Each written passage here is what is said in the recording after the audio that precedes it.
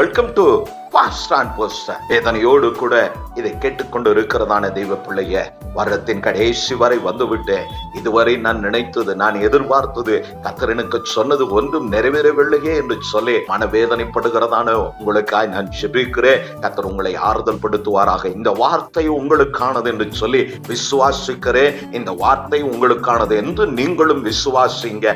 ஏனெனில் இங்கே சொல்லுகிறார், நான் அப்படியே செய்து வந்தேன், இனிமேலும் நான் உங்களை தாங்குவேன். இப்பொழுது இந்த பாதையின் ஊடே, இந்த வேதனையின் ஊடே இம்மட்டும் கடந்து வந்த தேவன் உங்களுக்கு கிருபை அருளினார். எல்லாவற்றையும் அவர் கவனித்துக் கொண்டிருக்கிறார். இந்த வார்த்தை வானத்தையும் பூமியையும் உண்டாக்கின சர்வ வல்லம் உள்ள தேவனுடைய வார்த்தையாக நீங்கள் கேட்டவைகள் இல்லை எனில் நீங்கள் பார்த்தவைகளை வைத்து என் வாழ்வு இவ்வளவுதான் என்று சொல்லி நீங்களே ஒரு தீர்மானத்திற்குள் வர வேண்டாம் என்று சொல்லி நான் கேட்டுக்கொள்கிறேன். ஏனெனில் இந்த வார்த்தையை அனுப்பினவர் எப்படி உங்களை கைவிடுவார்?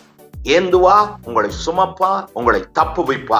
ஆதலால் நீங்கள் பயப்பட வேண்டாம்.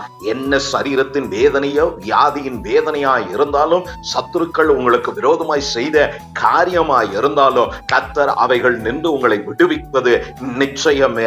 ஏனெனில் இந்த வார்த்தை வானத்தையும் பூமியும் உண்டாக்கின தேவனுடைய வார்த்தை. நீங்கள் பார்த்த கேட்ட காரியத்தை நின்று உங்களுடைய அட்டென்ஷனை தேவனுடைய வார்த்தைக்கு நேராய் திருப்புங்க. இது உங்களுக்காய் அனுப்பப்படுகிற வார்த்தை என்று நான் நம்புவது போல, நான் விசுவாசிப்பது போல, இந்த கால போல உங்களுடைய விசுவாசம் இந்த வார்த்தைக்கு நேராய் திரும்பும்படி நான் உற்சாகப்படுத்துகிறேன்.